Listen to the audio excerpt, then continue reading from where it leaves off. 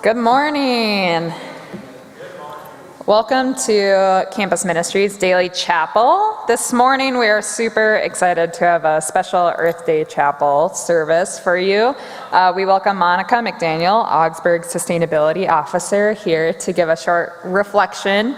And then just some final kind of last announcements as we're closing out the semester.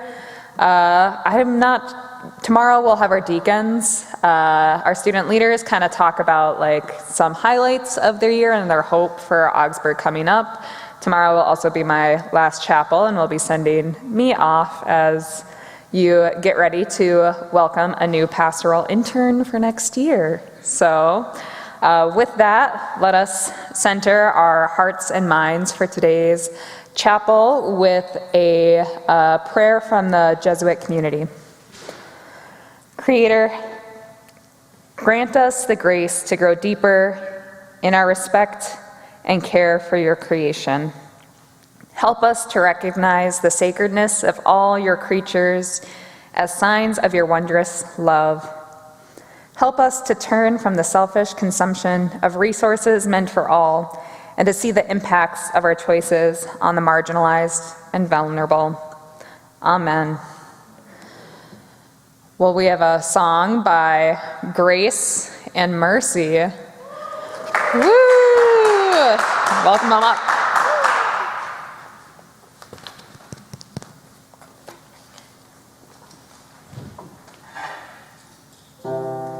So the song we're gonna sing is Amazing Grace, and you all can sing with us.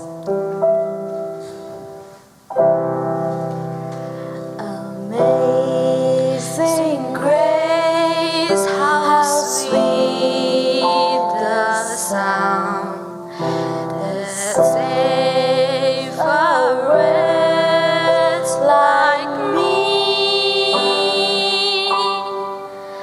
I once was lost, but now I'm found. Was blind, but now I see.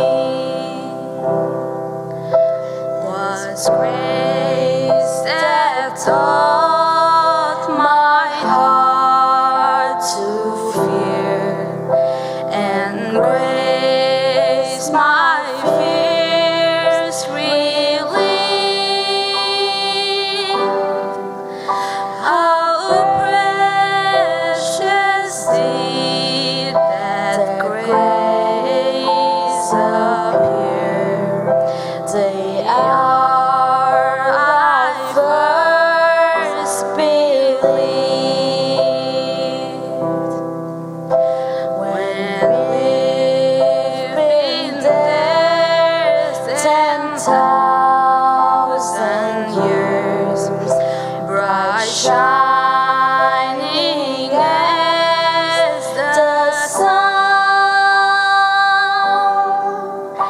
with no less days to sing God's praise than when we first began. Amazing grace, how sweet the sound that saved a wretch like me.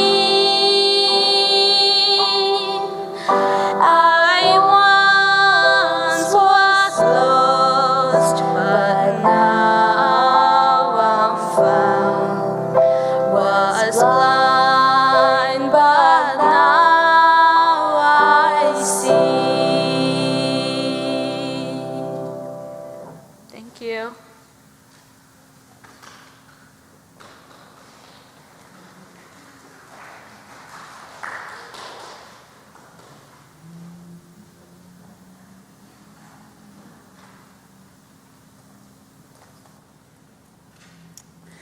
Good morning, everyone. Happy spring. I can actually say that. And maybe it's fall spring still, but it's spring, you know. It's spring, and also Happy Earth Month. It's quite exciting. Yes, and thank you, Grace and Mercy, for that beautiful singing. I'm excited to hear your next song as well. Fun fact: Grace and Mercy are both on the Environmental Stewardship Committee and our team of student workers, and it just is a great reminder of being invited into this space of how much it takes all of us from our different perspectives, expertises, vantage points, and work to really move sustainability forward. And so I'm excited to be in chapel today. As an undergraduate student, I spent Sundays out hiking. I was part of the environmental club on campus, and we went on a Sunday hike. And I went to school out in Oregon, and it was just a fabulous way to be outside in nature. And I also connected with students in various different majors, departments, and of course we then ended up getting to each other's weddings, as well as getting to do different things on campus where I wouldn't have necessarily always been plugged in. So that is just kind of, I think, the sentiment that I bring to Augsburg, as well as just a reminder in our work in sustainability. So another reminder is, unlike maybe many of you, especially as you're finishing your semester, is I've been deep embedded in the literature of, 0 to 3. As many of you know, I have a daughter who's 16 months now, and so we read a lot of books. She loves them. And one that I've discovered, this was gifted to us, is this wonderful book called Outside In, and it's by Deborah Underwood. It did win a Caldecott medal, and as a kid, I always loved when they had medals on them.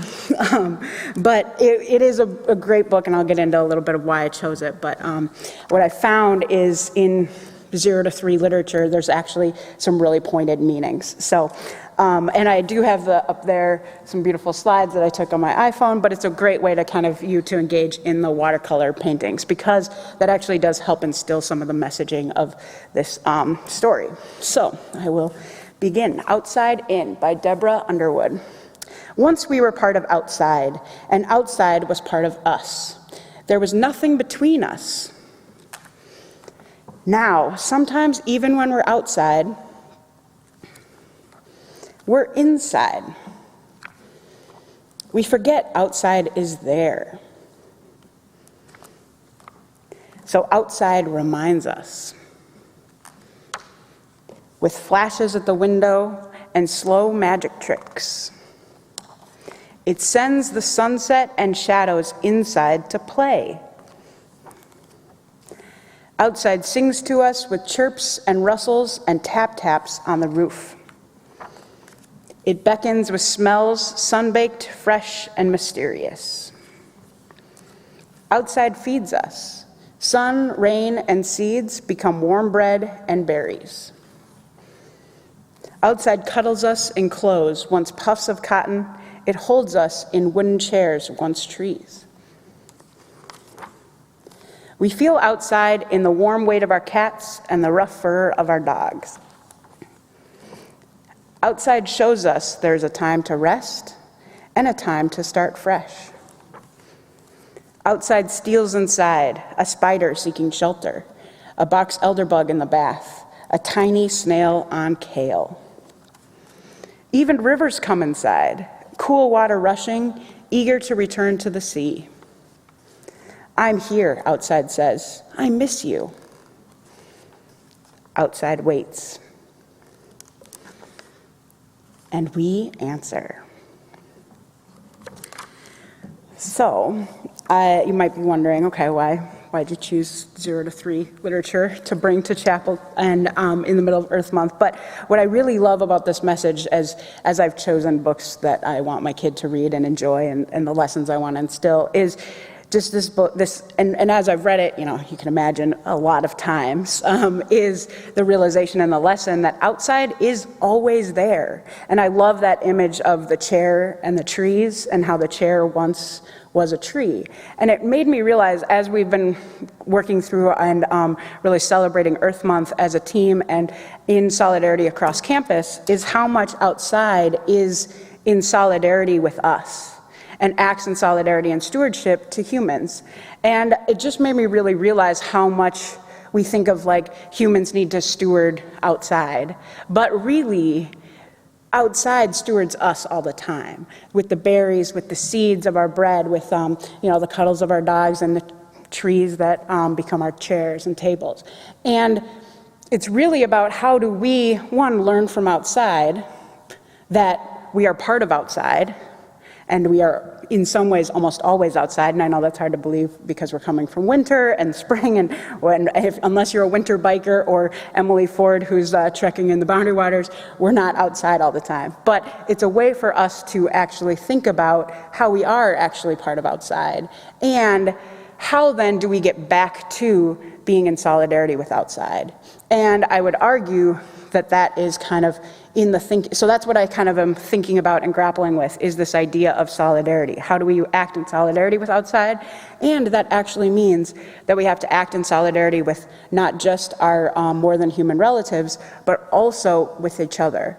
And across campus, across different identities, across different ways that we are privileged and oppressed, and how we actually then can act in solidarity towards helping support us all thrive, live, enjoy, and find joy. And so that's kind of the question that I want us to think about today, is what could you do? And this was great because we had a great discussion in climate anxiety and then grounding and remembering, where we took a brilliant walk around campus where we were able to explore our urban arboretum. And sometimes in urban spaces we don't think about we're outside in wilderness. And so it really got me thinking about how could we, how could Augsburg, how could my family act in solidarity with outside? And what are some small ways that I do, as well as how can we move towards that more? So I challenge you to think about that as you leave chapel today, as well as thinking about who do you need to act in solidarity with to make that more supportive. Because for example, I, for the first time in 2 years, biked to campus, and this is pre-pregnancy, that 16-month-old, but that was something that I really strived for. I got to bike year-round for a year, and I felt like very much part of outside when I did that, and today I felt part of outside, and I got to thank, the street sweepers and the, folks that fixed up my bike to make it possible to get there, as well as the flexibility of a schedule that allowed me to take that ride, and as well as the amazing day of today. So that was a way in which I recognized people and more than human relatives who acted in solidarity with me to help me enjoy that wellness ride, but also how I, in that act, was being able to act in solidarity with outside. So that is the message I want to leave in chapel today. And I thank you all for being here and thinking about that question as we move through Earth Month. There's many events still left to come, as well as many more outside days to enjoy. So thank you all for being here, and I will turn it over to Mercy and Grace again for some more singing.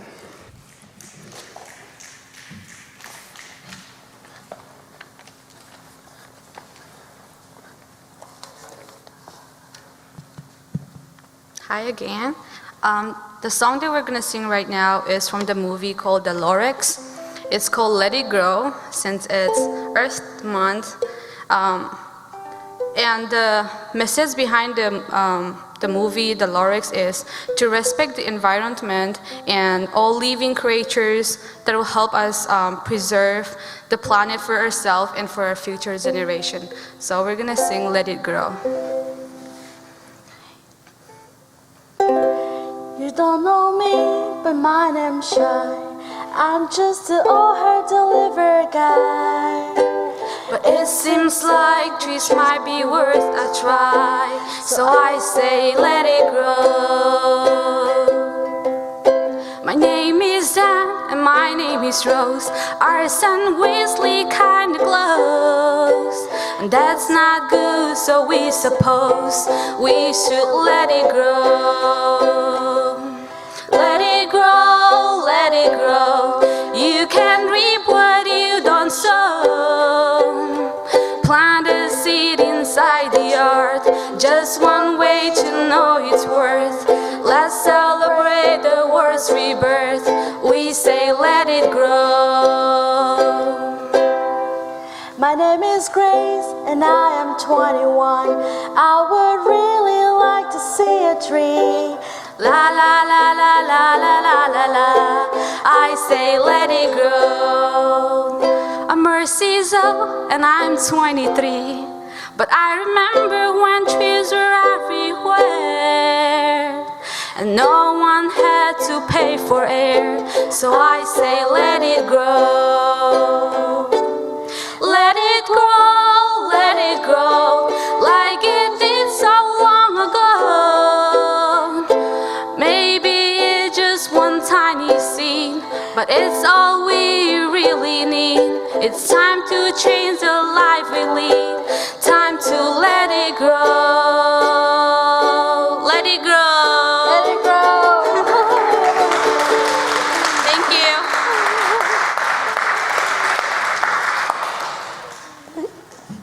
Thank you so much, Grace and Mercy, for sharing your wonderful gift of music with us this morning for both songs. Thank you, Monica, for the reminder of going outside and that sometimes the outside can be brought in as well. And I was looking out the window while you were talking, and what a nice day to have the, fake spring, fourth spring, false winter, whatever we've been having in the midst of all this rain. It's nice to have just a nice warm day, especially on today. So I encourage you after chapel, get outside a bit. Just sit outside, maybe go for a small walk, a bike ride. Just get out today. And with that, I send you off with this blessing, also from the Jesuit community. Creator, grant us the wisdom to care for the earth and till it. Help us to act now for the good of future generations and all your creatures, and help us to become instruments of a new creation founded on the covenant of your love. Go forth and go outside. Amen. Let it grow.